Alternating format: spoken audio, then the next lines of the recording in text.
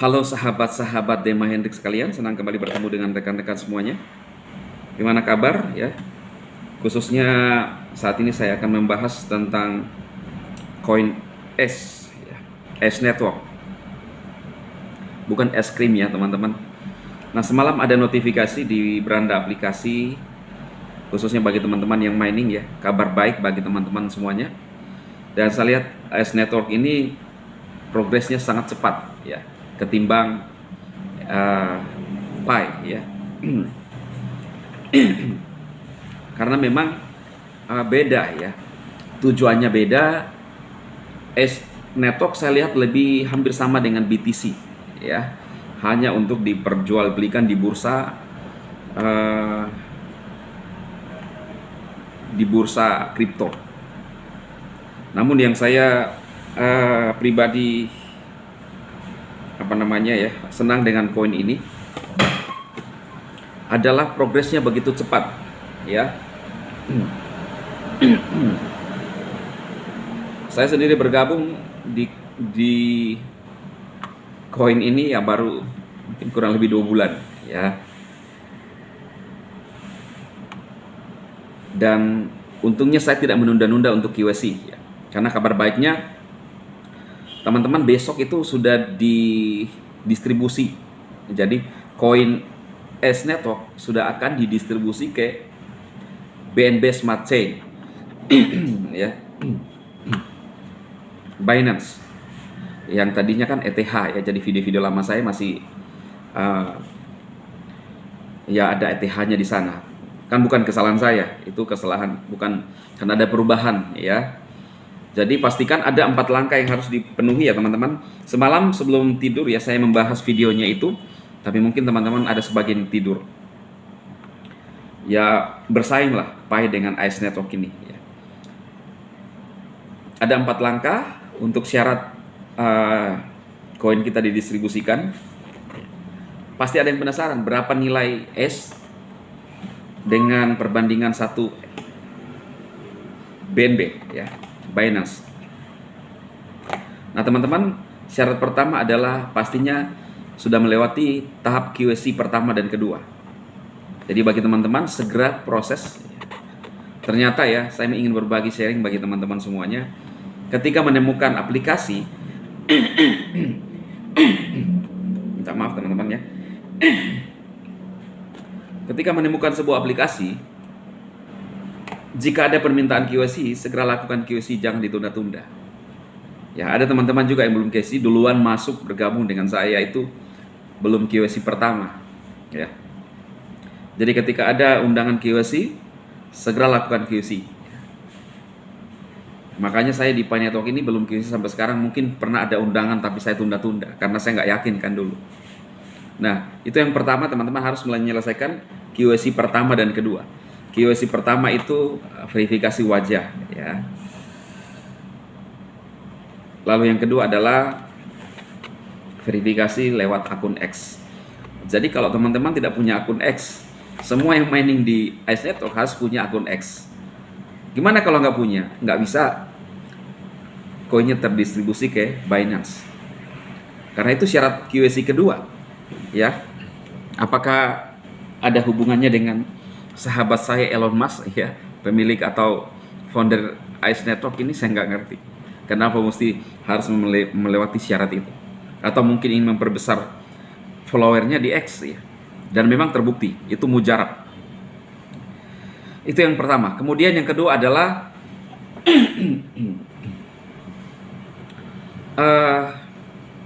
yang kedua ya, apa ya semalam? Yang pertama KYC, yang kedua sudah mengikat dengan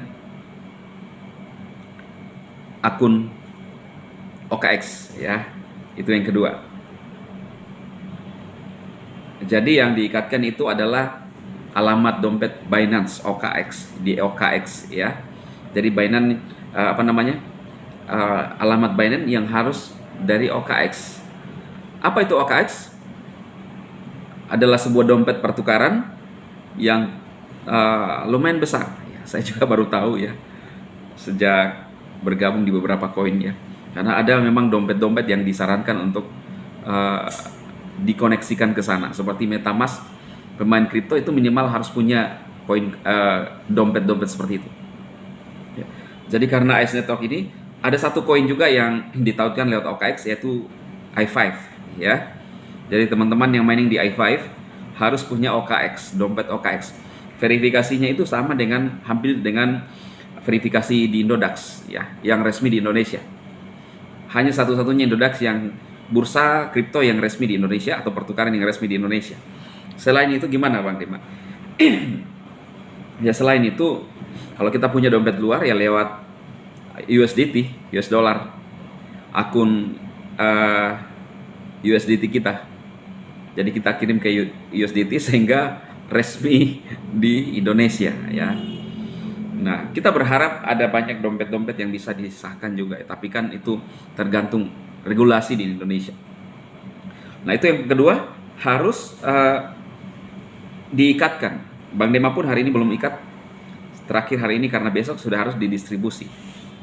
Yang berikutnya adalah syaratnya harus sisa saldo itu 1000 koin ya. Jadi yang tidak tercapai ya minta maaf teman-teman ya. Harus mining dulu terus. Karena ini kan bertahap untuk di bahasa Pi Network itu migrasi ya.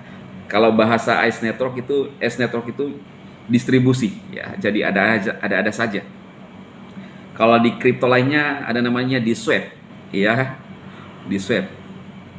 Jadi kita ini nanti pemegang koin Ice Network itu besok ya tanggal 17 mulai didistribusi ya, bertahap. Dengan syarat yang tadi saya sebutkan. Yang pertama harus KYC tahap 1 tahap 2 selesai. Kedua diikatkan dengan alamat OKX, alamat Binance. Ketiga itu syaratnya tadi minimal 1000 koin harus tersisa di aplikasi. Dan yang keempat adalah active mining ya. Ukurannya seperti apa saya nggak tahu, itu tergantung manajemen ya. Mungkin ketika bolong-bolong ya itu masih di prioritas kesekian lah ya. Jadi aktif ya, bisa tiap hari. Bagus sebenarnya, saya lihat Ice Network ini teman-teman bagus ya ketimbang beberapa aplikasi kripto yang saya jalankan. Karena Ice Network kalau belum selesai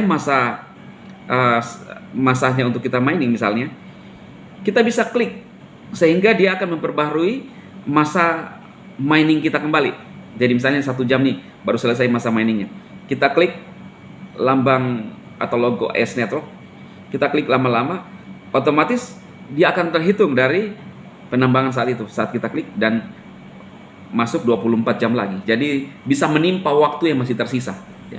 Itu bagusnya di Ice Network. Dan kerennya lagi memang jelas ya, janjinya itu jelas. Sebelum open mainnet dijanjikan bahwa Januari itu sudah mulai distribusi, dan memang benar. Walaupun sempat mengalami perubahan untuk alamat dompet ETH yang tadinya ETH akhirnya ke BNB, tapi sama-sama koin keren lah ya, selain BTC. Nah, jadi pemegang Picoin ini kabar baik bagi teman-teman semua ya. Pastikan memenuhi 4 syarat. Hari ini pun saya akan melakukan atau mengikat alamat dompet saya. Saya sudah mendownload semua ya. Baik itu OKX sudah mendownload. Saya delete lagi karena makan memori. Saya punya koin ada puluhan ya. Saya pelihara koin gratisan semua. Dan jangan anggap sepele loh ya. Kalau saya kasih perbandingan ke teman-teman antara menjual misalnya jual konvensional, ya itu kan ini perbandingan saja. Saya tidak bermaksud mencela ya. Misalnya kita menjual konvensional kan usaha jual tokoh lah ya, dengan bermain koin gratisan ya.